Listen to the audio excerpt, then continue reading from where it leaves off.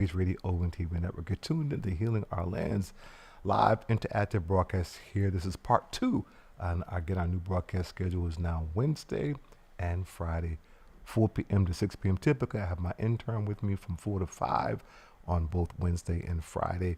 We have another intern that's going to be joining us as well, as we have a fellow from Harvard University. So God is blessing and we are growing, and we can solicit your continued prayers as we just embrace this season. Eric, again, has been with us since, wow, I'm trying to think. Eric's been with us.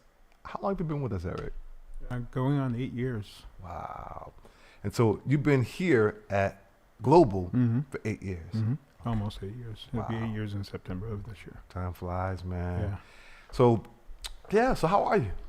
I am doing great, thank God. Just coming off of some illnesses, but yeah, talk about that. Share the testimony for those who may have not heard. I think it's just an incredible. Yeah. So a week before Thanksgiving, I started having this huge pain in my neck. So I went to the hospital and they said, you have a bunch of things going on there. There's some bulging disc that's pressing against nerves. The vessels that carry the spinal fluid, they're closing up on you. And the top of the spine that's supposed to have an outward curve, yours is completely straight. So we're going to have a surgery, but we can't have a surgery until we get your A1C numbers down. I was in so much pain, excruciating pain. And for those that don't know, I have a form of CEPA. And that's a very high tolerance for pain. CEPA is actually the ability to feel no pain. The full CEPA, you don't feel any pain at all. And the life expectancy for someone that has CEPA is only 25 years of age. Wow. So me having a high tolerance for pain, like for instance, if you know how you go to the doctors, they say between 1 and 10, what's your pain level? So my 2 or 3 would be somebody else's 10. Wow. So when I went and I say I was in excruciating pain, my pain level for myself was above a 10. So, and they tried so many different medications. They were just like, try this, try this, try that, try that, try a combination of this and that, and that's not, and nothing was working. And there's a couple of times I, was looking at the medication, I was pouring it into my hands and I was shaking and a whole bunch came out and I was just like, why not? I'm just like, I can't deal with this. And so, I started thinking about, different people, faces started flashing in my head, and I just like, dropped the pillow, started crying. And that's when I reached out and called a bunch of people and just let them know what was going on. And, and they answered. You were one of them. God be the glory. And it's crazy because sometimes you never know. You call people and they don't answer. That's true. And, but yeah, so I reached out and went to the hospital the next morning. Stayed in there for a couple of hours. They tried a bunch of other medications, and I'm laying in the hospital bed. And I remember when I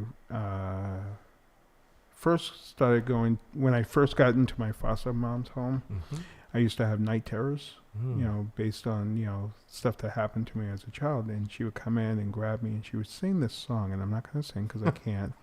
But the words of the song was, "You are my hiding place. You always fill my heart with songs of deliverance.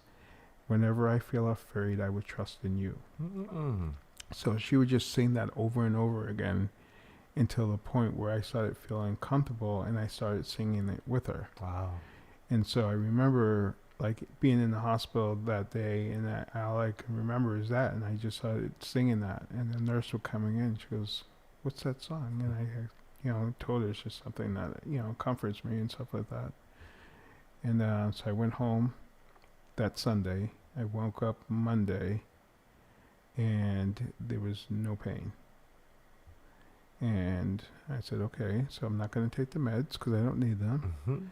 So I went the whole day. I'm just like, I stayed home just in case, I was just like, maybe this is a fluke, but went to sleep, woke up the next day, no pain. It's just like, okay. All right. And so as of today, I am 18 days now with no pain, no meds. And when I went back last month to check in with my doctor, they were just like, this isn't normal. And my nurse was just like, well, we've already known that he's not a normal person. So, and they were like, what have you been doing differently? I said, just praying hard, praying hard. And my doctor goes, yep, that'll work. You know. Let me back up a little bit because, you know, we were with you. Mm-hmm. Your whole church family Oh, yeah. was with you, and I know that. And this is the importance of us being connected Mm-hmm. to community, right? I know, you know, there were folks, you know, sisters and family that made sure that you were being fed, Mm-hmm. right? So talk about that as well as just the brothers and just the prayer, Yeah, the just constant of prayer. and it was everywhere. Like not just my church family here, but abroad, around the world. You know, like it was just amazing the outpouring of support and prayer, and you know, people on Facebook. You know, because my friends were asking people on Facebook to pray, and my Amway family and different things. It was just amazing. And like I said, you know, people were just checking on you constantly, you know, bringing me food, taking me to go, you know, my appointments, Right. taking me to pick up my meds, and just, you know, just calling me, you know, just to see how I was doing, to talk if I needed to, try to make me laugh, you know, different things. But I couldn't have done it without that support, and knowing that, you know, I had that support, and that's what allowed me to reach out when I knew I had to, because normally I wouldn't have, you know. And I explained this before, that I have hero syndrome, where I need to be the one that most people come to. And so for me to reach out and ask for help, or, you know, feel vulnerable, should I say, is something I don't normally do. But you know, God will help you get through all that, and you know, nobody was more vulnerable than Jesus was. So, Absolutely. You know, so I just thank God that He gave me that mindset to be able to reach out. But you know, if it wasn't for the type of people that we deal with here, and we are a praying church, I don't. You know, you can go to church, but if you don't feel comfortable going to anyone, then it doesn't really matter. Right. Like, but so, I just thank God that, you know, I'm comfortable here, and I feel the love and feel the familyhood that we provide here at the church. So important, you know. I there are people who we minister to, right? Who come from all different situations, right? And I said to a brother who reached out to me, texted me on church Sunday and said, "Are you at the church?" And I said yes. And so they said, well, I'm on my way, and they needed some resource, right? They're you know, in crises, and I said, I personally just don't have it, right? We do have a missionary fund, right, that we take up, you know, a deacon's fund, or whatever they call it, basically. So and that's for people who are members when they're in crises, can go, and you know, we can, if we have the resources and we can help, then we will. But the importance of being connected to community, not just coming in crises, because you want to empower people, and people. And so I said to the individual, you know, this is the reason why it's important for you to stay connected. And they said, yeah, I understand that. And they were going to actually come to the second service, but they actually never came back.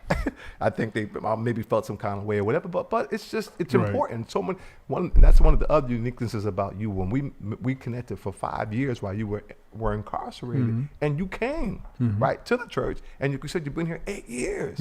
So you've stayed. And some people have come and then they've left, you know. So the importance of coming, staying, and being a part of the community that you've built relationship, and you know, and you're engaged in so many ways, and a blessing to us, and likewise, and together we're able to, you know, do stuff to advance the kingdom of God. You know, your books, and you being the president now of the Massachusetts chapter of Cure, you know. So talk a little bit about that. So, you know, going back to when I was laid up, it's funny because like we all know, like when you need to pause, or you know, Sila, God will give you that reason. I think that was it.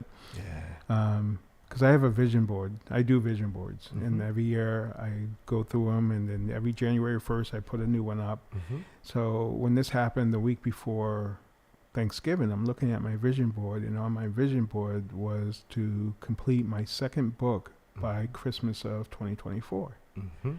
And so even though I was in pain and laid up, I was still able to complete actually not one, but two books. Wow. One's a fictional novel, my first fictional novel, and then the other one's a nonfiction. The fictional novel is called Hidden Hatred, Shadows of Prejudice. And the nonfiction one is going to be called Transcending Pain, Healing from Childhood Traumas. Wow. And so, yeah, so I thank God, because like, it's just, I don't know. I don't know how I was able to do it, being in so much pain, but I just was able to. And to get it done, December 22nd is when I finished the second book. 3 days before I said I was going to do it. And I know that you were actually, before you had this, Sila was working a lot, doing conventions and traveling the country, and and just working very, very diligently. So again, I don't know, had you continued to do that, would you have been able to simultaneously pause, even though you're in pain, because even that's a distraction from the pain, and something just sitting there going stir crazy, right? To be able to help you, so God works in strange kinds of ways. Right. And if even though I was doing a lot of the traveling and speaking and stuff, it wasn't vigorous work, but it's just still it's I just needed that pause, and it's funny because I had decided earlier that year or last year that I was going to be the head cook for our Thanksgiving thing, and again, like God knew the plan. He knew what was going on. So it's like he put that on my heart to say, hey, you need to step back some. Yeah. And so I was able to, but I was able to also just do some stuff for Cure, and which is amazing. We finally got our newsletter out. Nice. So, and it talks about some of the things that we're working on as Cure with the state legislature to pass some prison reform laws and stuff like that, and just really gives the people that are behind the wall some update on what's going on that really affects them. And it also, tells them, let them know that we are looking to show their voice and give them a voice so they can write an article, and we'll put it in the next volume and stuff like that. And so if you want a copy of it, feel free to email me at macure1991@gmail.com. Just email me, and I can either send you an electronic copy, or if you want a physical copy, leave an address to mail it to. So for those who don't know about Cure, talk a little bit about Cure and your role. So CURE is an acronym for Citizens United for the Rehabilitation of Errants. And one of our slogans is to err is human, and to forgive is divine. And we talk about forgiveness, and there's chapters all over the United States, and we have international chapters as well in Africa and Asia, certain countries in Asia, and they have conferences, and you get to visit jails in other countries. And I haven't been yet, but I look forward to. But Sister Louise, who was the president for many, many years, 3 decades, had decided to relinquish it, and asked me if I would take it over, and I did that 2 years ago. Yeah, it's been 2 years. Wow. And it's been growing. It's been growing. There's been some growing pains, and just like getting everything up to par, and getting our membership back up. There is a cost to be a member for those that are incarcerated. It's only like $5.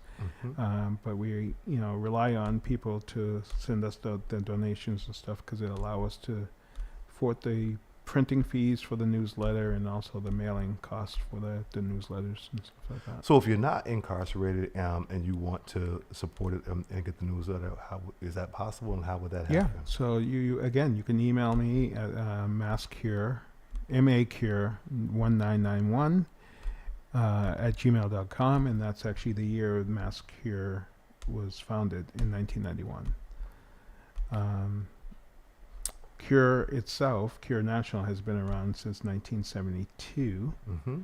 Actually, the year I was born. Really? Yeah. So 53 years. Wow. I just turned 53. Wow. And Cure International. Actually, no, I'm sorry. 1970. Yeah. Cure International started in 1986. Yeah. So that's when they started doing the international. And it was founded by Charlie Sullivan, who lives in D.C.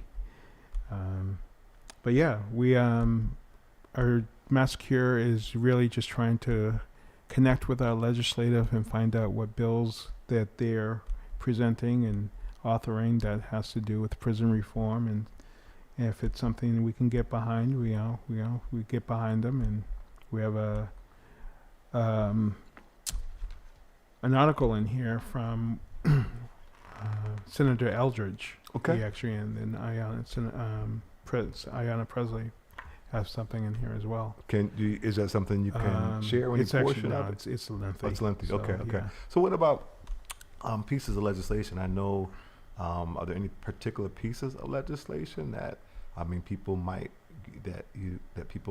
be able to support, or I know the felony reenfranchisement. Like, I know that's something that we're working on, and I don't know if that's something that's even there. I know it is in there. There's is an article about what Healing Our Land's doing. And oh stuff wow, there, good. And so we're getting behind the ID thing. Good. Yep. Try to, because right now, if you're coming out of prison, normally you would come out with a paper copy of your prison ID, which does absolutely nothing for you.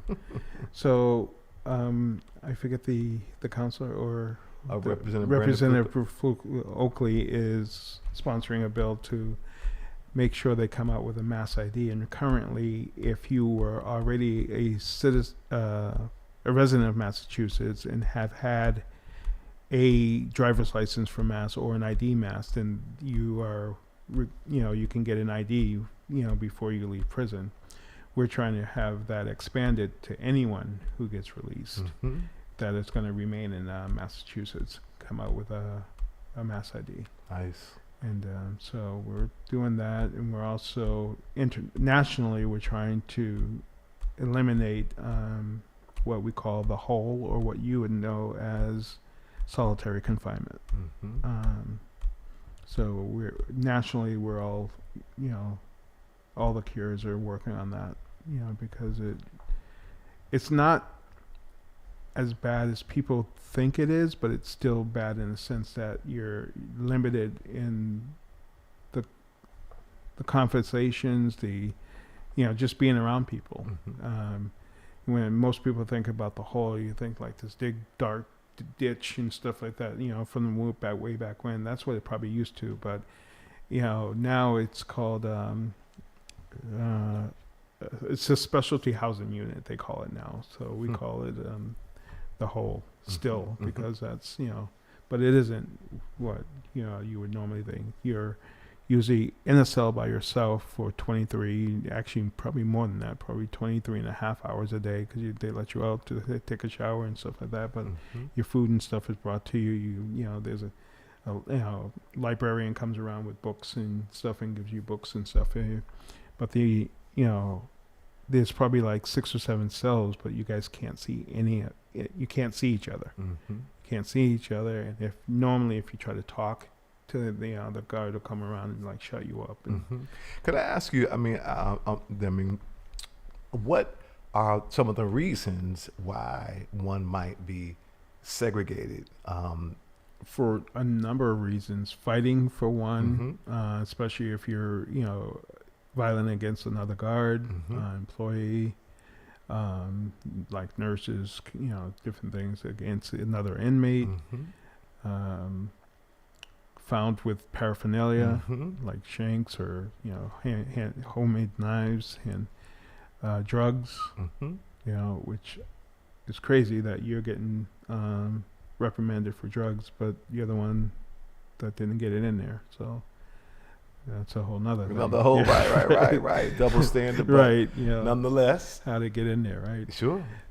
So yeah, there's a number of reasons, but not only do you lose the hole, you go to the hole, you lose your phone privileges, you use the yard privileges, you use your tablet. You can't use a tablet or anything like that. You have no access to anything. You can't know visitors, except for your lawyer. Oh, clergy. Or I can see folks. Okay, in the hole. Yeah. Okay, yeah. So clergy. But yeah. Yeah, I just said it to say because it typically is a disciplinary kind of a thing. Mm-hmm. Again. Oh, no canteen either. No canteen. Yeah. Okay. So. Mm-hmm. So Cure is looking to be able to. Because we're meant to engage with people, right? So exactly. even in punishment, they're looking to be able to alleviate that across the country. Across the country, and if not eliminate it totally, limit how long they can keep somebody in there. Mm-hmm. Because there are people that's been in there for months. Wow. Yeah, and that just, you're talking about PTSD. That does a lot on your mental health, and you don't get the best mental health in there in the first place. So after being in the hole for a month or so, you're not going to get anything. Right. And so that's one of the things that I, as the president of Mass Cures, want to try to do is try to get some funding to start, some type of mental health program that people can come to here or somewhere, to get those services and calling it something else, because I find that words mean a lot. And if you change the wording of it from mental health to mentorship, the stigma is not there, because we know the mental health has a stigma. So, we can call it a mentorship program where you can come and talk about, your time in incarcerated behind the wall, or in, your time. You see so much, even if you're there for a short time, it affects you. So what I hear you saying is you're talking about mental health services for post-incarceration. Right. So people who are re-entering back into society, offering them, services to be able to adjust to the trauma that they've experienced from being institutionalized. We're talking about seeing people getting killed, committing suicide, just getting beat down. Yep. So even if you haven't experienced it yourself, you're still seeing it. So it's and if you don't deal with it, then you become desensitized. Right. Not to mention the fact that, in just my limited experience, right, in just the Nashville County Jail, the Suffolk County House Correction, and even MCI Norfolk, those are the only institutions that I've been to. But just sensory overload, right? With just, there's a lot of mental illness, right? People who are undiagnosed, people who are diagnosed, and just the violent culture, right? That just becomes perpetuated, right? It happened, and trauma on top of trauma on top of trauma. Folks that came in needing mental health services and other just comprehensive health services that were not addressed, and then you come and that's further traumatized in these institutions under the guise of supposed to be custody and care, which seems like it's more punishment and punishment, and what's the word I want to say? It's another word, another P word. It's more about punishment, perpetual punishment, as opposed to rehabilitation and custody and care. Because they're limiting the programs now, and they used COVID as a reason, a fast track to get rid of a lot of the programs in there that was helping a lot of people. And so, that's another thing that Cure is working on, is getting a lot of these programs back into these prisons, because the money's being allocated. So where's it going? And I would also submit, for those who can see The third screen is talking about, yes, you can vote if you're previously incarcerated, you're on parole or probation, home detention, in jail, awaiting trial, on work release.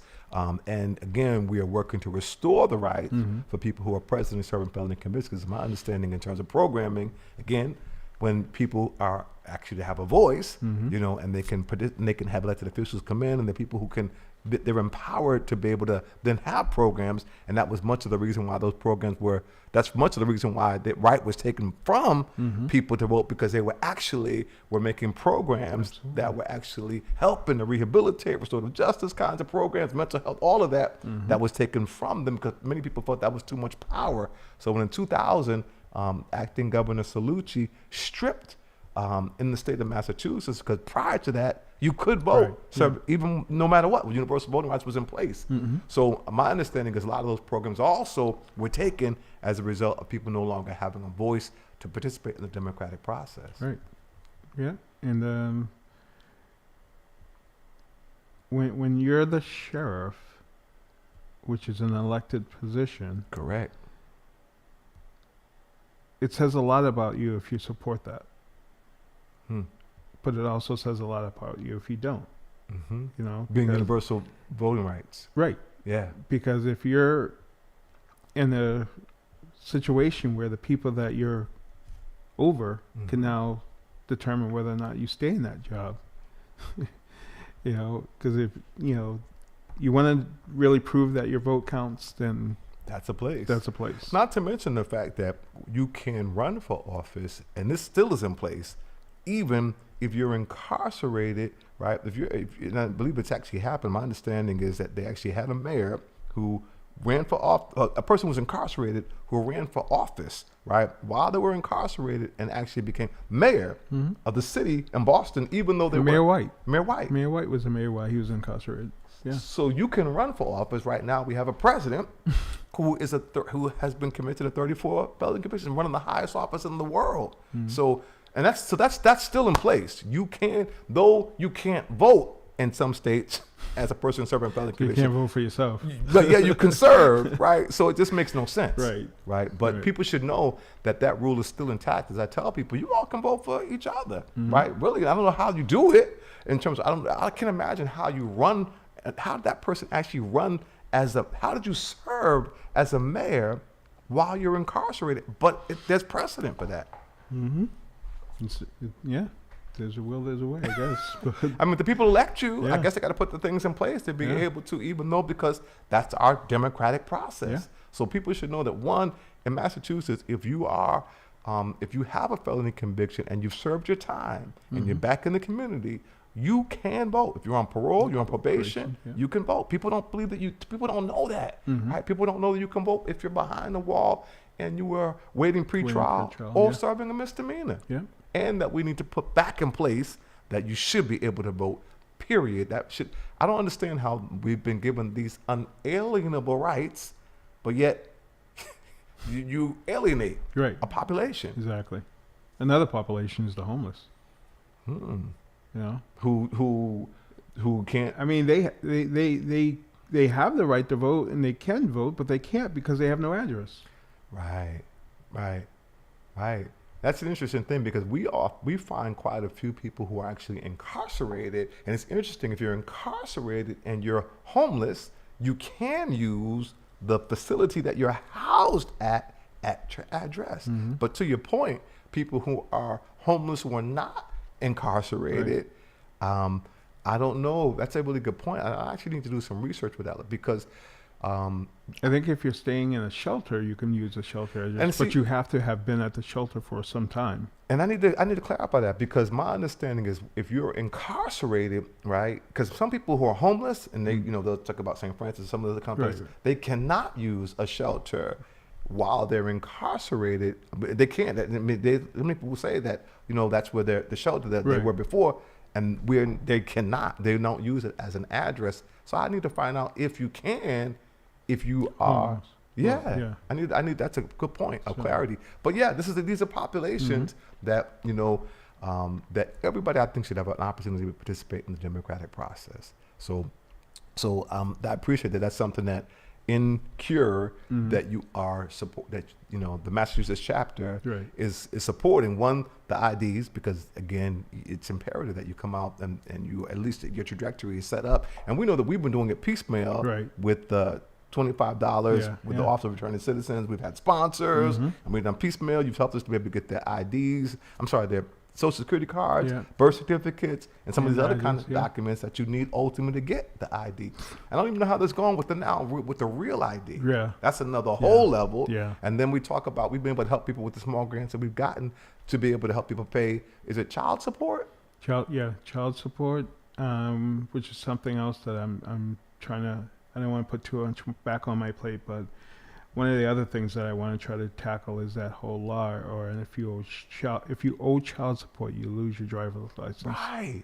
What kind of Right. craziness is that? Right. How are you going to be able to pay? Because many instances you have to pay these kind of fees, right? And so you can't go to work because you don't have a license, Right. because you owe child support. How are you Mhm. going to pay the child support when you can't get to work? Or sometimes they'll let you get a license, but it'll be for a certain time That of day. provisional one? Yeah, the Mhm. provisional license Right. and stuff like that. So I think that's the most ridiculous law that we have. Yeah. Like, oh, you owe money to this shell, but we're not going to help you provide the way to get that money. Right. It's just another way of keeping them, Yeah. keeping them in the cycle. Yeah. you know? I mean, it's intentional. Again, people should know that the 13th Amendment, I learned this from Charlie Sullivan right here on Luis Carcion's broadcast, Mental Health in Your Neighborhood, but he was a guest and he pulled out his little pocket constitution and it showed the 13th Amendment that says Mhm. slavery was abolished with the exception of those who've been convicted of a crime. Mhm. So it's a relic of slavery. Yeah.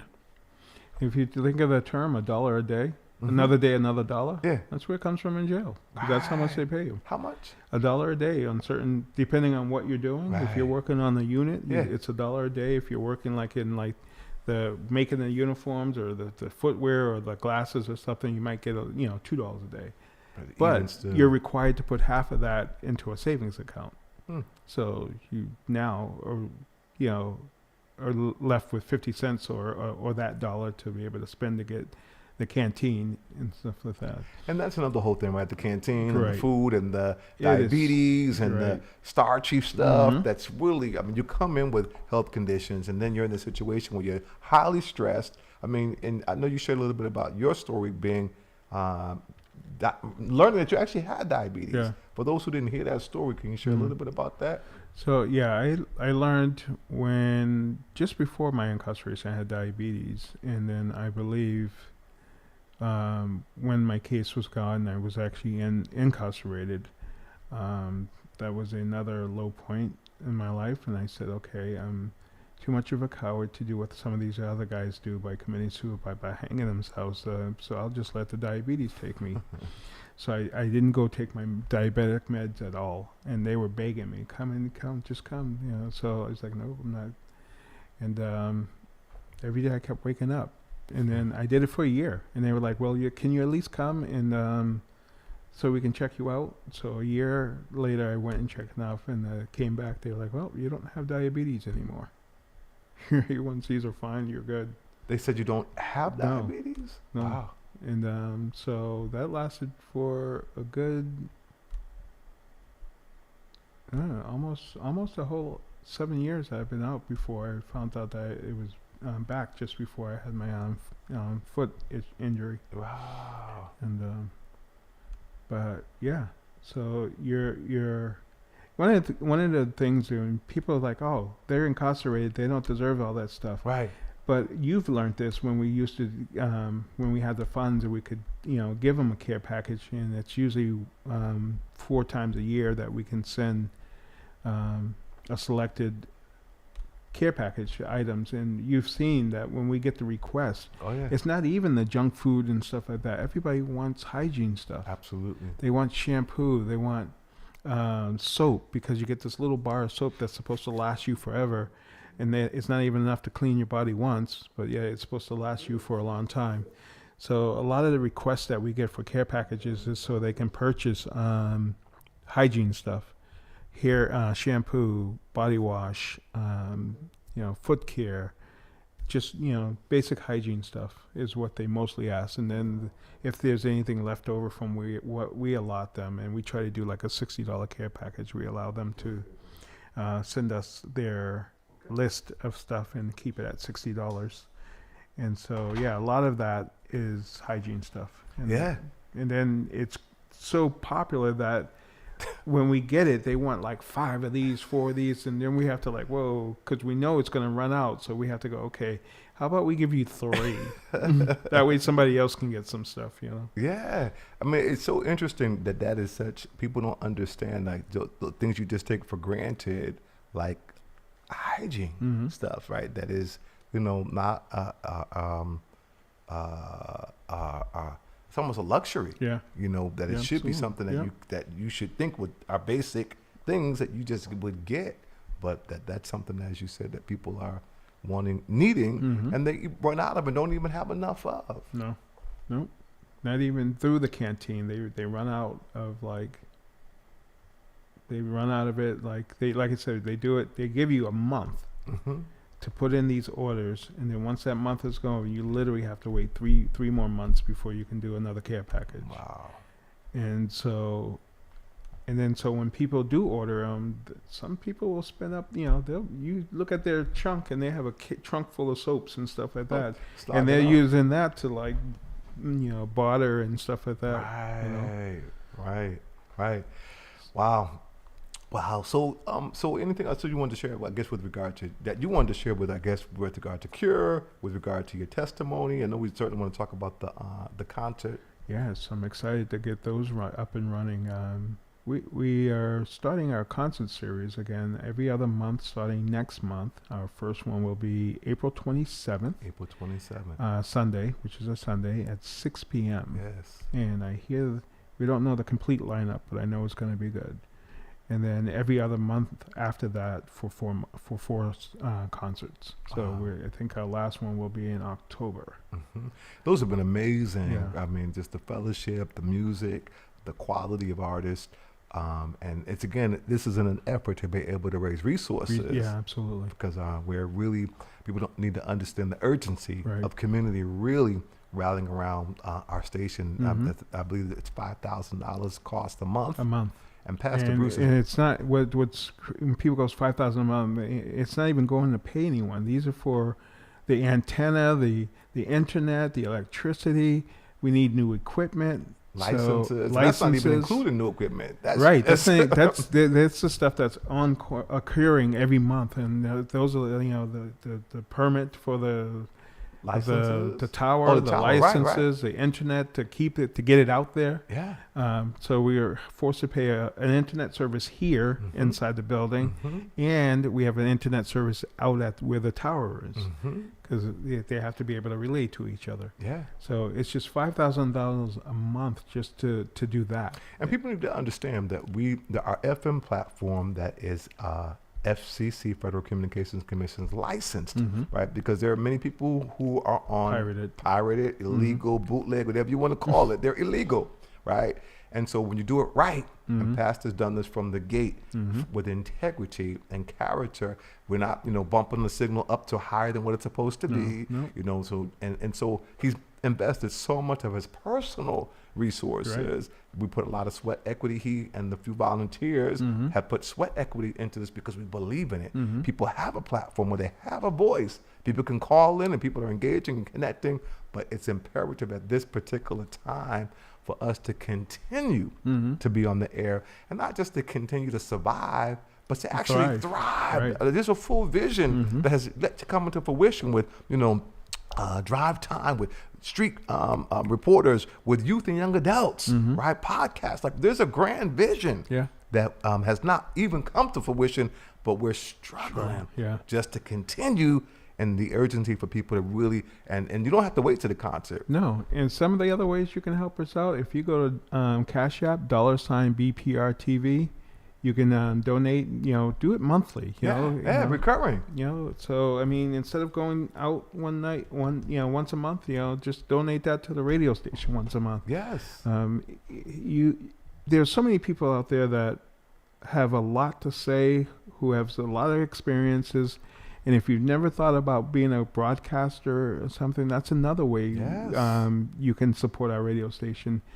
Call the station, set up a time to come and meet with yourself or Pastor Renee and learn about what the process is of becoming a broadcaster. Yeah. And I'm in the process of trying to get my broadcast back up and running. Awesome. I'm looking for some sponsors right now. Great. And I enjoyed it so much. And in fact, it's the people that are still watching some of my shows on my YouTube channel that are saying, when you get, coming back on. And sponsorship's another way. And sponsorship is another way to do that. And then, if you're in the neighborhood and you just want to walk by the church and drop a money order or check in, make it out to Boston Praise Radio and TV. And, we got to support the stuff that's here before it's gone. Because once it's gone, you're going to be like... Yeah, why? And so many people, again, faithfully, I mean, there is no other platform that real community voices have an opportunity to be able to talk. I mean, diversities of opinions, perspectives, and people who call in regularly, right? So you don't have that kind of access on any other platform. And this is the only Black-owned, FCC licensed, church-based multimedia platform. Absolutely. And what I love about it is, like, I was watching Minister Priscilla's broadcast, People Power with Priscilla, and she had on two guests that they've never met before, and come to find out they've ran around in circles and stuff like that. And it took a platform like this to bring them together. It's just like, and it happens so much though here. Yes. Like, oh, I know him. Oh, I know her. I know that, and stuff like that.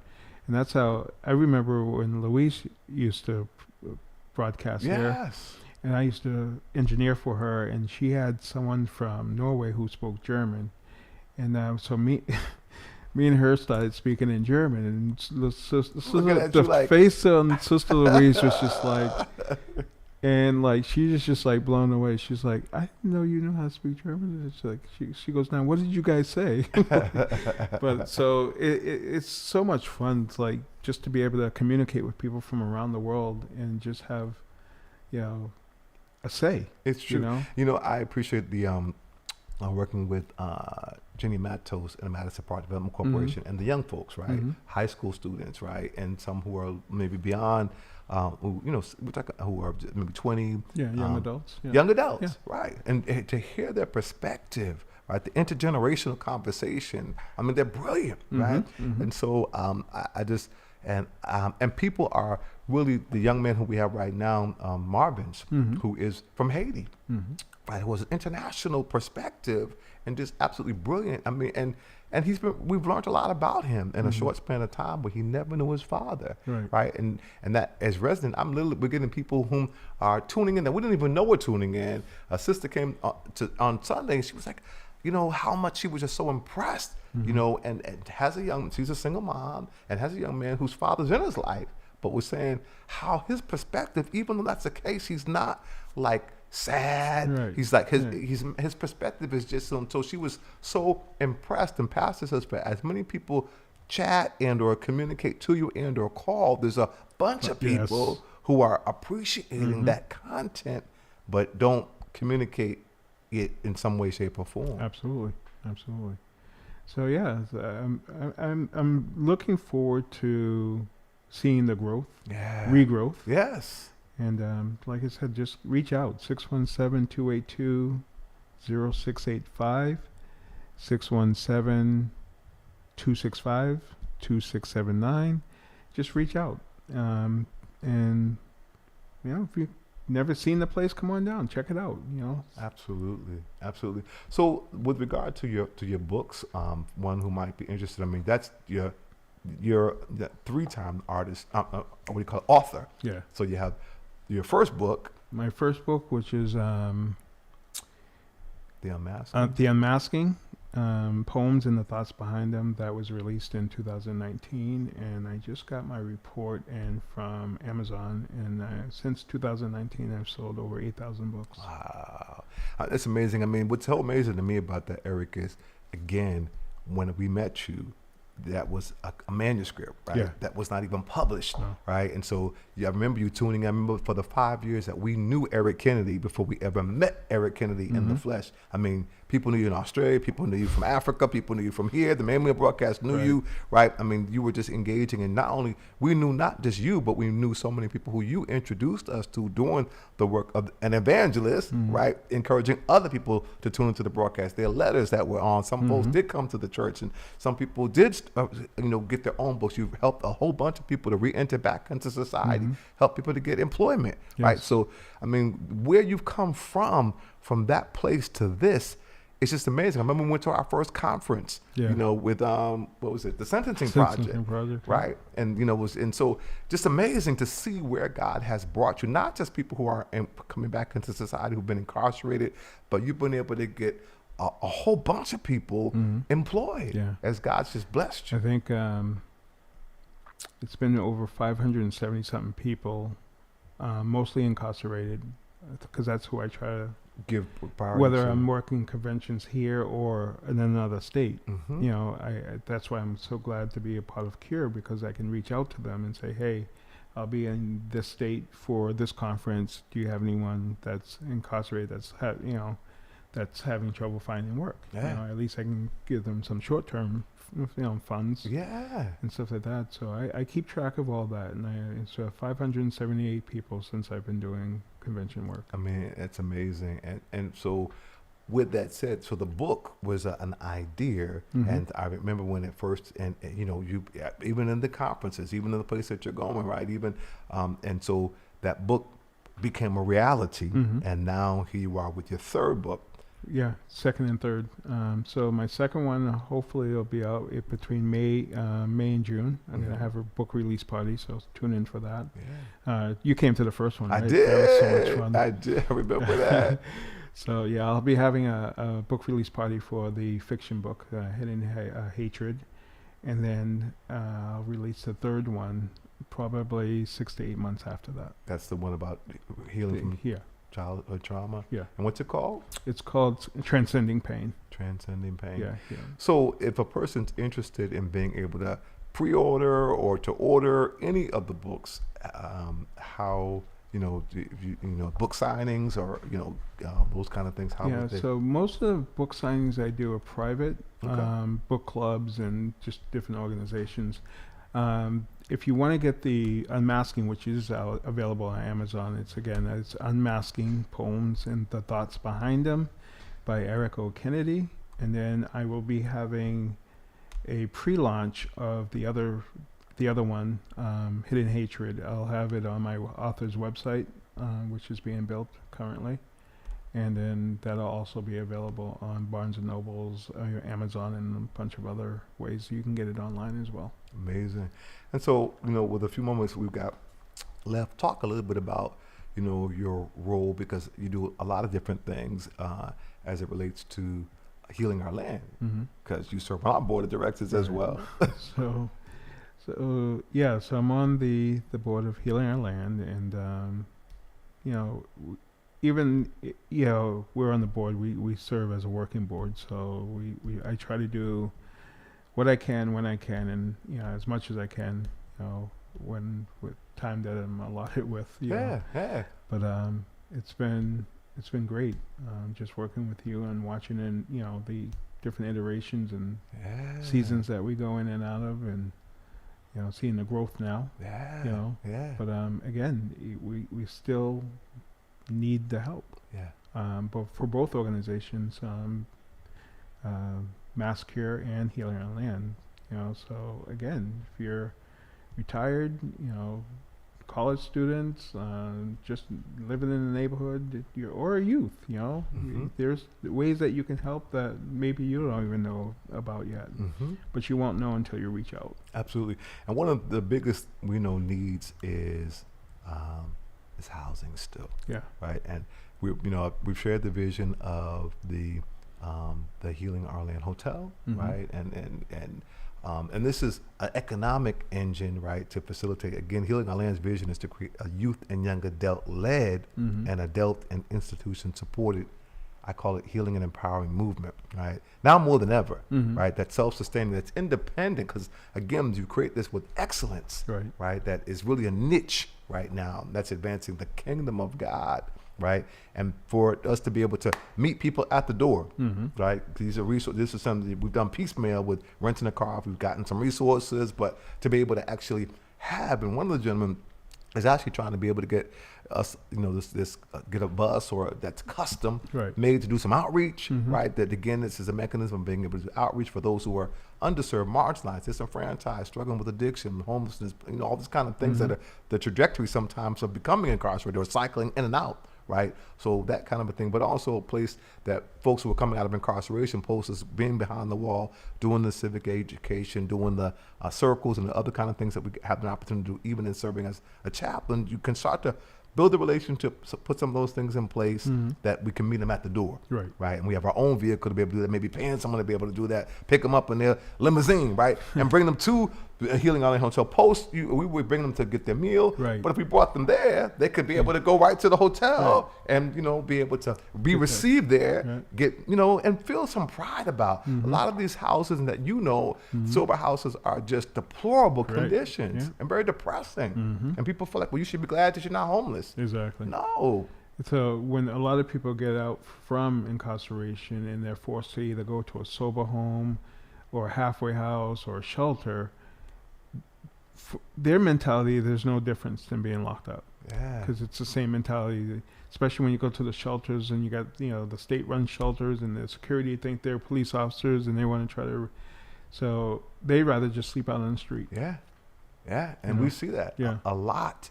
They at least feel some sense of safety and camaraderie, like connectedness. Right, connected, and true Community. freedom. Like I And mean, true freedom, because you go in, you have to be in at a certain time. You have to be. They kick you out of the shelter at a certain time, no matter if it's raining or. And then it's just Yeah. I mean, and it's obviously not working No. because, again, the violence that I hear and people, again, sometimes it's worse than it is even in those kind of settings because everybody's people are welcome. getting their stuff stolen. And, and Yes. sometimes it's from the staff. Just, Wow. So, I make an appeal. This is the reason why we have to have a vision, and I would say for the church, right, for the kingdom of God, to really be able to help people, one, for prevention, right, and two, for intervention, right? This is what God has called for us to do. My friend who's at MCI Norfolk, who often reminds me of Hebrews, I want to say 13:3. This says we should remember those who are in prison as if we were in shackles with them, right? And so this is what we're called to do. We got literally 4 minutes. Go ahead. Before, we talked about the concert, and Yeah. I want to put a call out there. If Yeah. you're talented, and it doesn't have to be music, if you're doing your talent, and giving God the glory for it, then contact us and let us know what your talent is, and maybe we can showcase you as well. So if you're a dancer, you're dancing to God, you're dancing for God, you're a singer, you spoken word, whatever your talents. Even if you can do painting, like short, a painting real quick, just any type of talent that you're giving God glory for. Contact us and let us know so we can talk to you, send us a video of it or something like that, and then we can get you out here and help us raise some money. Absolutely. And we always want to extend the invitation for you to join us at the parent entity, which is Global Ministries Christian Church. So Sunday morning, our worship experience begins 8:30 to 9:30, actually here in the studio, Bible Institute. You can tune in, you can call, and you can pull up a seat. Where do you get the opportunity to do that, really, and talk about it real practically as it relates to your life? We're in the book of Psalms, so and then we go to prayer upstairs, and we're welcome. This is truly a house of prayer for all people. Come as you are. Come as you are. We're not into any form or fashion. Come as you are. Doesn't matter, right? And then we go into praise and worship. So that's Sunday morning, as well as on Friday night we have prayer meeting via Zoom, and then there's a prayer call every morning at 6 a.m. So those are some of the things that we have that's part of the parent body, Global Ministries Christian Church. So we'll close this out with 2 minutes, however you feel led to pray, whatever. Father, we just ask you to bless these airwaves and Yes, let God.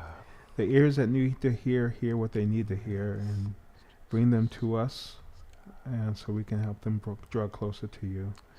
Father, we ask you to put your hands on these concert series that's coming up, and also put your hand on our two organizations. May the fruit of our labors be seen through you and that you would bring forth those who can help us to expand on your kingdom.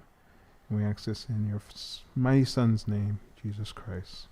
Amen. Amen, amen, amen. Thank you, Brother Eric. And you've been tuned in to another segment of Healing Our Lands broadcast. Our new schedule, our new schedule, right? We're on 5 days a week. It's just like, but we've been doing a lot in the community. And so for this season, we're on just 2 days a week.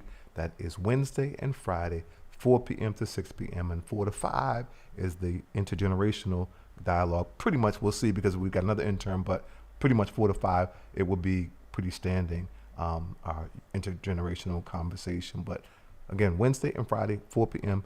to 6 p.m. But you can tune in 24 hours a day via www.bostonpraiseradio.tv, our FM platform, WBPG-LP 102.9, the only FCC licensed, black-owned church base is on from Monday through Saturday, 2 in the morning till 9 in the morning, and Sunday, 2 in the morning till 6 p.m.